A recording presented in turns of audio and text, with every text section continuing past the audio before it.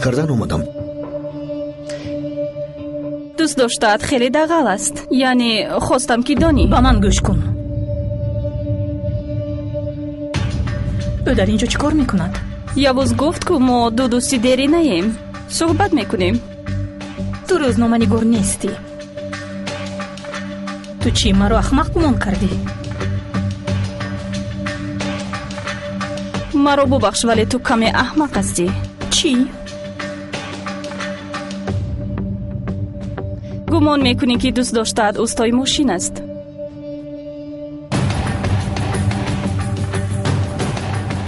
گوش کن. یوز او چه ها میگوید؟ سوال ها. دوست داشتد دوستانی یک جاسوس امنیتی ترکیه است. او قاتل جنایتکار است. هر چی که خواهی بگو.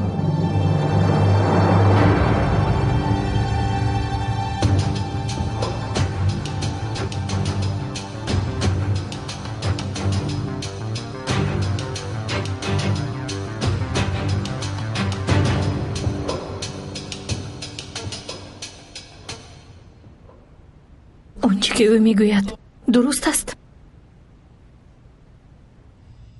دریا، من اگر باعث جنجال شما شده باشم خیلی غمگینم.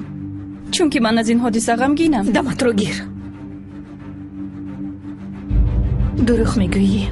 ها، دلیل میخواهی؟ برای من مشکل نیست. تو رقم تلفنی مرا داری، با من زنگ زن، با هم صحبت میکنیم. بعد تو میتوانم دلیل های مهم را رسانم. خانم پروکرور.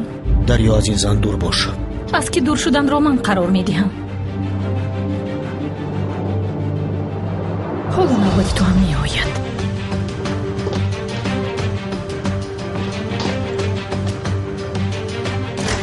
با یک دیگرتان خیلی مانندید. یک خیل غضب، یک خیل تهدیدهای بی اساس.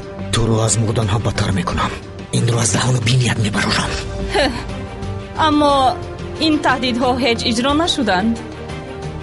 از دریا خودت را دور گیر. آدمی که دیروز واخوردی نکشتم. مشتاق با تو واخوردن است. لجام تو رو من میکشم.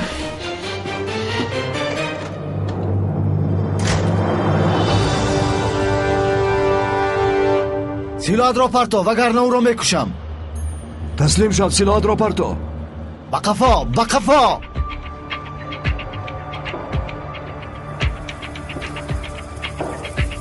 پروکر.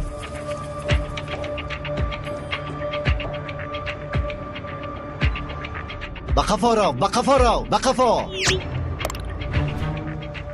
سلاحت را پرتوید وگرنه این دختر را میکشم. سمیر، با آدمات یگان چیز بگو. گوی که سلاحش را پرتوید. ای بچه سلاحت رو پایان کن. شراب بسری وی سلاح میداری. پایان کن. از روی تو شده ما رو گناهگار کنن. این دختر دوست عزیز ما را سرده. از اینجا میبره مکه سمیر.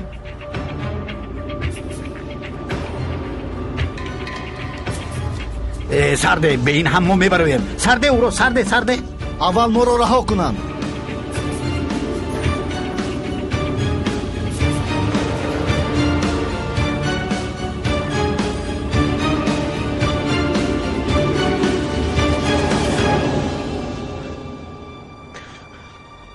محمود از سرش پرون وگرنه من او را میپرونم. ما از برای کسی را کشتن زندگی نمی کنیم، بلکه برای زنده نگاه داشتن زندگی می کنیم. تو را همچونینی و این را تو خوب می دانی.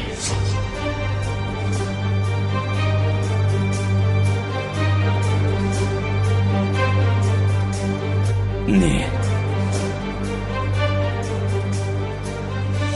چی تغمی؟ تو زیدی من میبرایی؟ فراموش کردی که تو از برای من چقدر آدم را کشتی؟ مایلش این طور باشد به خاطرت میارم. همراه میپرانیم.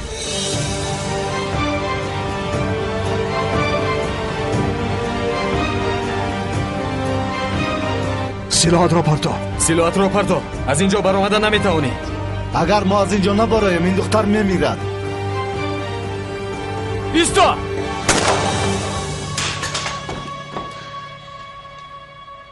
ملیسا دخترم خوب هستی؟ ملیسا مجاهد تمام شد. همش گذشت. خاطر نشو. رفیقان اینها را دستگیر کنید. تشکری زیاد.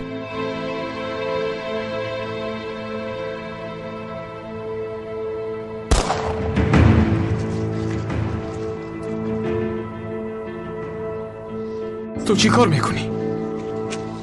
چی کار میکنی؟ اصلا تو چی کار میکنی درگان؟ آخر ما ارتش بنیاد کردن میخواهیم، دولت ساختن میخواهیم. یک با اونها نگر. اینجا آدمانی زیادند. حاضر اگر تو در نزد چشم آنها آدم بگوشی، آنها این را به تمام آدمان پهن میکنند. درست فکر کن. ارتش چی میشود؟ هر کسی که از پیشمان برایت کشیم، خودی تو به خدمت چنین ارتش میروی؟ مادامی که من نیتی بنیادی ارتش را دارم، پس باید که همه با آن پیوندند. یگان کس حق ندارد که به درگان نگوید. یک به چشمان